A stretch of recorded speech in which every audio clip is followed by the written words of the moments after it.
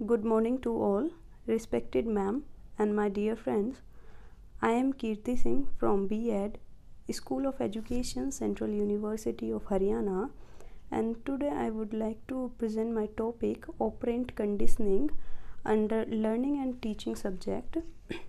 In these slides, I will discuss about B.F. Skinner, important terms, and experiment, and instrument of reinforcement, schedules of reinforcement, and in the last, implication of the operant conditioning theory.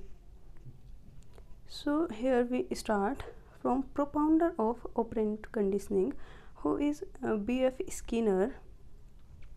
The full name of B.F. Skinner is Bruce Frederick Skinner, who was a psychologist, behaviorist, author, inventor, and also a social philosopher. He was born in Pennsylvania, March 20 in 1904 and died on August 18, 1990. He was graduated from Hamilton College and he was a professor at Harvard University, and he got many awards like Edward Lee Thorndike Award by APA, Gold Medal of American Psychological Foundation, and Human of the Year Award. And he also got a citation for outstanding contribution to psychology. He did two experiments in operant conditioning. First is on rat and another one is on pigeon. He was basically inspired by Edward Lee Thorndike. His law of effect means एक person अपने किसी भी कार्य को करने के पश्चात जो कॉन्सिक्वेंसेस होते हैं उनसे कितना सेटिस्फाइड होता है, उसी के ऊपर इन्होंने फर्दर वर्क किया था. Here are some important terms of operant conditioning theory. First is operant. Operant कोई भी जो ऑर्गेनिज्म है उसका कोई भी एक्ट जो वो करता है, जैसे कि उसका रैट का लीवर को प्रेस करना या फिर इधर उधर घूमना बॉक्स के अंदर, या किसी भी पर्सन का कोई भी मूवमेंट करना ऑपरेंट कहलाता है. Reinforcement, presentation of reward means किसी भी कार्य को करने के बाद जो प्रेज मिलता है या फिर कोई रिवॉर्ड मिलता है वो रीइंफोर्समेंट होता है. पनिशमेंट क्या, कोई भी प्रेजेंटेशन जो कि अनडिज़ायर्ड है, मीन्स कोई भी ऐसी थिंग वस्तु हमें देना जो हमें पसंद नहीं है, मीन्स जो रैट है उसे इलेक्ट्रिक शॉक मिलना, तो ये एक पनिशमेंट हुआ. रीइंफोर्सर्स होते हैं कोई भी स्टिमुलस जिससे हम किसी भी जो अनडिज़ायर्ड सिचुएशन है उसका रिमूवल चाहते हैं, या फिर जो हमारा जो बिहेवियर है उसके रिस्पॉन्सेज में जो इंक्रीज़ या डिक्रीज़ करे, ऐसा कोई भी एक्ट रीइंफोर्सर्स कहलाता है. स्किनर बॉक्स एक अपार्टस है जो कि B.F. स्किनर जी ने बनाया था बेसिकली रैट पर एक्सपेरिमेंट करने के लिए. ऑपरेंट कंडीशनिंग, ये इसका दूसरा नाम है इंस्ट्रूमेंटल कंडीशनिंग, जो कि एक मेथड है लर्निंग का कि किस तरह से एक पर्सन रिवॉर्ड और पनिशमेंट के थ्रू सीखता है. Means a type of learning that is come from consequences of his behaviour. Next is experiment. Experiment में क्या था कि जैसे कि आप इस पिक्चर में देख सकते हैं, एक बॉक्स है, बॉक्स के अंदर रैट है और बॉक्स के अंदर लाउड स्पीकर लगा हुआ है, लाइट्स लगी हुई हैं, रिस्पॉन्स लीवर है एक जिसे ये रैट प्रेस करता है, और एक फूड डिस्पेंसर है और इलेक्ट्रीफाइड ग्रिड लगा हुआ है. और बेसिकली ये एक ऑब्जर्वेबल स्टडी है, मीन्स यहाँ पर एक रिकॉर्डिंग सिस्टम भी लगाया हुआ था B.F. स्किनर जी के द्वारा.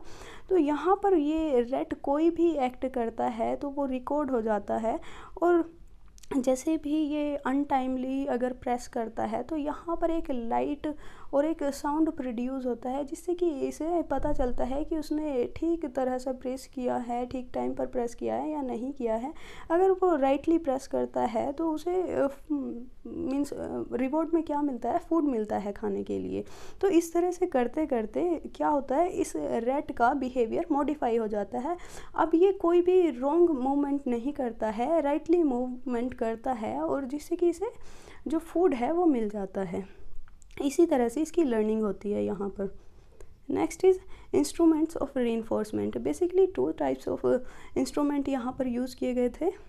First is reinforcement and another one is punishment. reinforcement क्या होता है? स्ट्रेंथनिंग द बिहेवियर, मीन्स किसी के भी जो डिज़ायर्ड बिहेवियर है उसे स्ट्रेंथन करने के लिए पॉजिटिव या निगेटिव reinforcement दिया जाता है। पॉजिटिव reinforcement में क्या होता है? Giving a thing which is desirable, means किसी भी बच्चे को जैसे मोबाइल फ़ोन बहुत ज़्यादा पसंद होता है तो उसे मोबाइल फ़ोन दिया जाता है और बदले में क्या, उससे कोई भी काम कराया जाता है कि आपको इतने मार्क्स लेके आने हैं या फिर ये करना है तो आपको ये मोबाइल फ़ोन मिलेगा। इस तरह से उसके लिए क्या, ये पॉजिटिव रिवॉर्ड हुआ, रीइंफोर्समेंट हुआ कि अगर मैं इस कार्य को कर दूंगा तो मुझे फ़ोन मिल जाएगा। Next is negative. निगेटिव में क्या होता है कि हम किसी भी जो हमारी अनडिज़ायर्ड सिचुएशन है उसे रोकने के लिए जो बिहेवियर करते हैं, मीन्स अब ये फ़ोन मिल तो गया लेकिन ये वापस भी लिया जा सकता है, जिससे कि वापस ना लिया जाए उसके लिए जो बच्चा कंटिन्यूसली वर्क करता रहता है वो निगेटिव रीइंफोर्समेंट हुआ। Punishment weakens the behaviour, means किसी के भी जो अनडिज़ायर्ड बिहेवियर है उसे रोकने के लिए, डिक्रीज़ करने के लिए जो कार्य किया जाता है, मीन्स उसे दिया जाता है, वो पनिशमेंट होता है। पॉजिटिव होता है और निगेटिव होता है। पॉजिटिव में क्या होता है? Giving a thing which is undesirable, means बच्चे को क्या दिया जाता है, यहाँ पर असाइनमेंट दिया जाता है या फिर टीचर के द्वारा जो उसका होमवर्क है उसे डबल किया जाता है। जैसे कि आज करके नहीं लेके आया है तो नेक्स्ट डे क्या करना होगा, उसे आज का भी करना है, कल का भी करना है और एक और एक्स्ट्रा करना है। तो इससे क्या होगा, वो उसे अवॉइड करने के लिए होमवर्क करेगा। Next is negative. इसमें क्या होता है, जो उसकी एक प्रिय वस्तु है, कोई भी डिज़ायरेबल चीज़ है, वस्तु है उसकी, उससे छीन ली जाती है। इसमें इसे बोलते हैं रिमूवल पनिशमेंट भी बोलते हैं इसको। क्या है कि जो फ़ोन है बच्चे को बहुत ज़्यादा पसंद है लेकिन उसने एक ऐसा एक्ट किया है जिससे ये फ़ोन उसका ले लिया जाएगा उससे, तो ये निगेटिव पनिशमेंट हुआ। Next is schedules of reinforcement. यहाँ पर बेसिकली 2 टाइप्स ऑफ शेड्यूल्स हैं। First is continuous reinforcement and second is partial reinforcement. Continuous में क्या होता है कि हमारा कोई भी एक करेक्ट रिस्पॉन्स लीड करता है हमें रिवॉर्ड के लिए, मीन्स ये कंटिन्यूस बेसिस पर हमें रिवॉर्ड मिलता रहता है। फर्स्टली ये किसी भी टास्क को शुरू कराने के लिए, बिहेवियर को मॉडिफाई करने के लिए बहुत अच्छा होता है लेकिन एंड में ये इतना प्रभावशाली नहीं होता है। पार्शियल रीइंफोर्समेंट में क्या होता है, यहाँ पर 2 टाइप्स होते हैं, इंटरवल एंड रेशो। इंटरवल में भी 2 टाइप्स होते हैं, fixed and variable.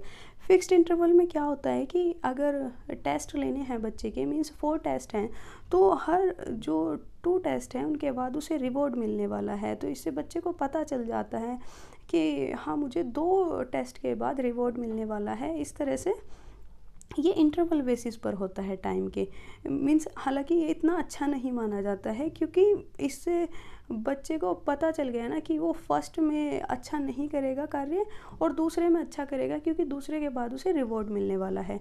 Variable interval reinforcement में क्या होता है कि उसे यहाँ पर चांसेस का नहीं पता है कि फर्स्ट टेस्ट के बाद रिवॉर्ड मिलेगा या सेकंड के बाद मिलेगा या थर्ड के बाद मिलेगा, मीन्स रिवॉर्ड किसी भी टेस्ट के बाद मिल सकता है। तो इससे उसका बिहेवियर इंक्रीज़ होगा उस टेस्ट को अच्छे से परफॉर्म करने के लिए। Next is ratio. ये फिक्स्ड रेशो रीइंफोर्समेंट होता है। इसमें क्या होता है कि एक बच्चे के ऊपर डिपेंड होता है कि इस बच्चे ने अगर 3 टेस्ट अच्छे किए हैं या 2 टेस्ट अच्छे किए हैं तो इसे रिवॉर्ड मिलेगा। मीन्स यहाँ पर जो बच्चे का खुद का बिहेवियर है वो स्पेसिफाइड होता है कि इस बच्चे को कब रिवॉर्ड मिलेगा। तो इससे भी बच्चे को अंदाज़ा हो जाता है कि मुझे कब कब रिवॉर्ड मिलता है। तो इससे क्या होगा, वो तब मेहनत ज़्यादा करेगा, मीन्स बिहेवियर तब उसका अच्छा ज़्यादा रहेगा जब उसे पता रहेगा कि मुझे यहाँ पर रिवॉर्ड मिलने वाला है। और जहाँ पर रिवॉर्ड नहीं मिलने वाला होगा वो वहाँ पर अच्छे से बिहेव नहीं करेगा। लास्ट है कि वेरिएबल रेशो रीइंफोर्समेंट। इसमें क्या है कि बच्चे को नहीं पता है कि मुझे कब रीइंफोर्समेंट मिलने वाला है। बेसिकली गैम्बलिंग के जैसा होता है कि वहाँ पर आशा लगी रहती है कि हाँ मुझे अब रिवॉर्ड मिलेगा, अब रिवॉर्ड मिलेगा, भले ही ना मिले। तो इससे क्या होता है कि बिहेवियर डिक्रीज़ होने का कोई भी चांस नहीं होता है, मीन्स बिहेवियर ऑलवेज इंक्रीज़ होता है राइट डायरेक्शन में, मीन्स जिस भी डायरेक्शन में हम मोल्ड करना चाहें बिहेवियर को उस डायरेक्शन में। Next is implications of operant conditioning. इसमें क्या है, कुछ टेक्निक्स दी हुई हैं बिहेवियर मॉडिफिकेशन की, जैसे shaping, token economy, Premack principle, programmed instruction, extinction, timeout and response cost.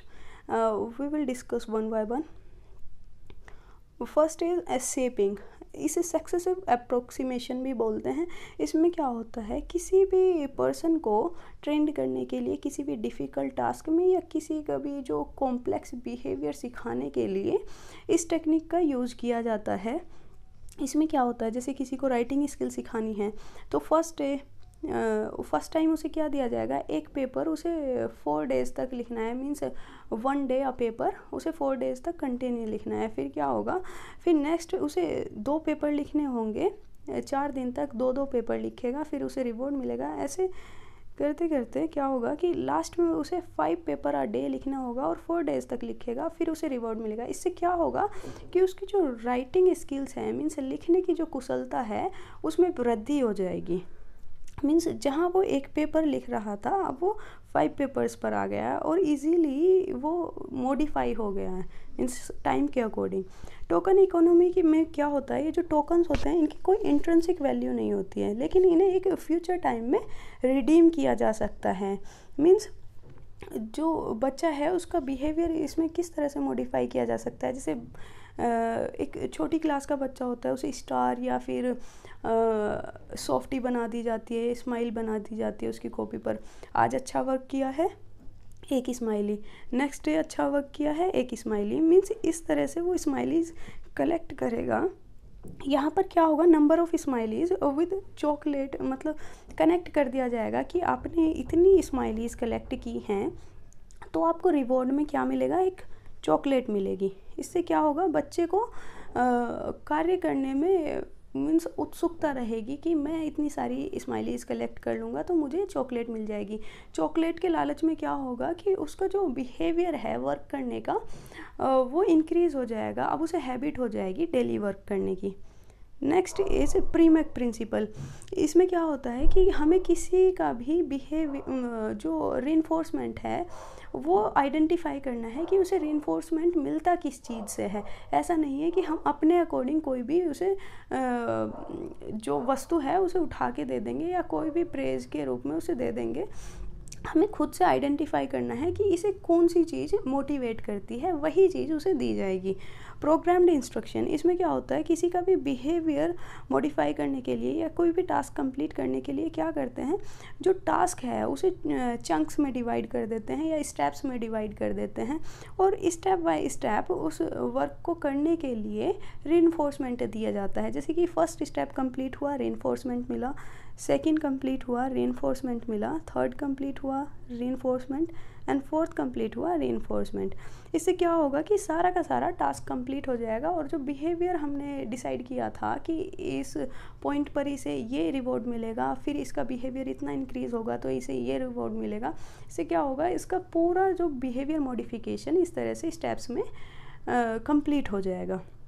Extension में क्या होता है, जो अनडिज़ायर्ड बिहेवियर है उसे इग्नोर करने के लिए जो बच्चा खुद से मेहनत करेगा, मतलब शेपिंग होगी उसके बिहेवियर की। जैसे इसे कनेक्ट कर सकते हैं टोकन इकोनॉमी से। जैसे उसे स्माइलीज मिल रही थी, अगर उसने एक भी दिन ब्रेक किया तो क्या होगा, उसे रिवॉर्ड के चांसेस कम हो जाएंगे। मीन्स मेरी आज की स्माइली छूट गई तो मेरा चॉकलेट अब दूर चला गया मुझसे, तो मुझे ऐसा नहीं करना है जिससे मेरा चॉकलेट दूर जाए मुझसे।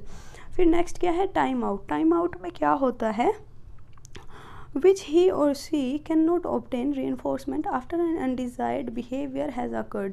मतलब अगर उसने कोई गलती कर दी होमवर्क में, मीन्स 2 दिन उसे स्माइलीज नहीं मिली तो क्या होगा, उससे उसका रिवॉर्ड कैंसिल हो जाएगा कि अब तुम्हें चॉकलेट नहीं मिलेगी। तो इसे अवॉइड करने के लिए बच्चा क्या करेगा, वर्क कंटिन्यूसली बेसिस पर करेगा।